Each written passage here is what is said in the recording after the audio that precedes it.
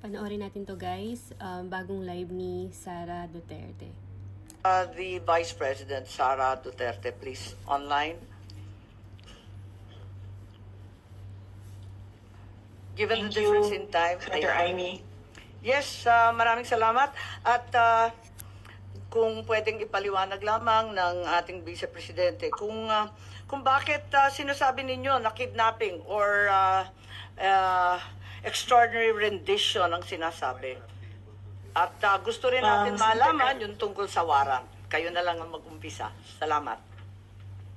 Opo, Senator Amy, may I be allowed to read the statement? Yes, please. Please do so. Okay, thank you. Opo. Mga kababayan, on March 11, 2025, former President Rodrigo Roa Duterte was forcibly taken by the Philippine National Police upon his arrival at the Ninoy Aquino International Airport. He was brought to Villamor Air Base, a military air base, detained for nearly 12 hours, and then flown out of the country on a private jet to The Hague, all allegedly because of a warrant issued by the International Criminal Court. This was patently an illegal arrest. This constitutes extraordinary rendition. A Filipino citizen, a former president, was taken into custody without a valid warrant issued by a Philippine court, without due process, and without any legal basis under our laws. The Constitution is clear. Section 2, Article 3 of our Constitution explicitly states, the right of the people to be secure in their persons, houses, papers, and effects against unreasonable searches and seizures of whatever nature or for any purpose shall be inviolable, and no search warrant or warrant of arrest shall issue except upon probable cause to be determined personally by the judge after examination under oath or affirmation of the complainant and the witnesses he may produce, and particularly describing the place to be searched and the persons or things to be seized. This means that for an arrest to be lawful, it must be carried out pursuant to a warrant issued by a Filipino judge of a Philippine court. Nasaan po ang warrant of arrest na inisyu ng hukuman ng Pilipinas? Wala. Without a valid warrant from a Philippine court, this was at best a warrantless arrest. Under the rules of court, warrantless arrests are only permitted in 3 instances: in flagrante delicto, hot pursuit, and escaped prisoner. None of these circumstances applied to the case of the former president. So, what was the legal basis of his arrest? The authorities acted solely on an ICC warrant, a document that has no legal effect in the Philippines unless reviewed and validated by a Philippine court. In fact, even assuming without conceding that the government itself wished to recognize and enforce the ICC's warrant, it still violated the Rome Statute itself.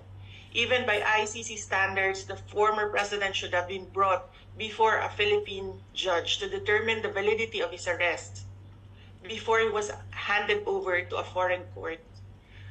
Under Article 59 of the Rome Statute, a state party which has received a request for arrest and surrender shall immediately take steps to arrest the person in question in accordance with its laws and the provisions of Part 9, and shall bring that person before the competent judicial authority in that state. Yan ang sinasabi ko paulit-ulit nung nasa labas ako ng gate ng Villamor Air Base. And why was this not done? If they claim to abide by international law and standards, then why did they conveniently choose to ignore this provision? The fact remains that we are no longer a state party to the Rome Statute. We are no longer a member of the ICC. In fact, in a letter dated December 15, 2023, the President himself wrote to me, with respect to your concerns, legal or otherwise, on the investigation to be conducted by the International Criminal Court into the previous administration's war on drugs, I remain steadfast in my resolve that the jurisdiction of the ICC over the Republic of the Philippines after the effectivity of its withdrawal therefrom is very much in question. To this end, this government will not assist the ICC in any way, shape, or form. So if the government itself has declared non-cooperation with the ICC, why did the PNP violate this very policy and enforce a foreign warrant? Even granting for the sake of argument that we have some duty to cooperate with either the ICC or Interpol, does that duty override the fundamental rights of every Filipino enshrined in our Constitution? What happened on March 11, 2025 is not just about one man. It is about all of us. It is about the country. If a former president can be taken without due process, what stops them from doing the same to any other Filipino? Therefore, we must dare to ask more questions. Under whose authority did the PNP act? Why did they enforce a foreign warrant without the Philippine court order?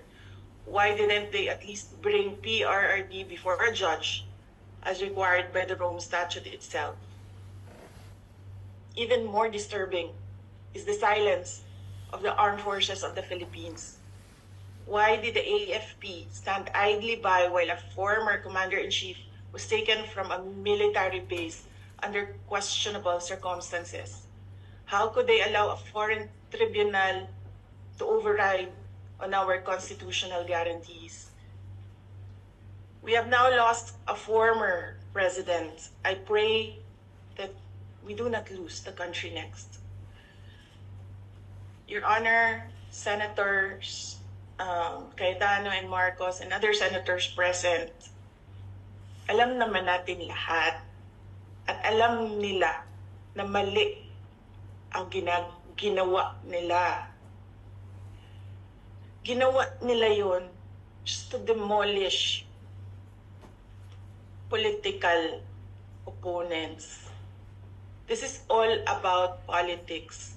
The administration is using government resources, the ICC, to demolish the opposition. Wala na tayong argument. Mali ang ginawa. Ang tanong ngayon, ano ang gagawin natin para maibalik ang dating Pangulo sa Pilipinas?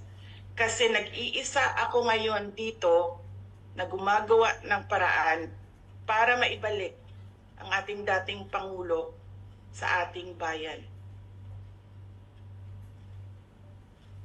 Thank you.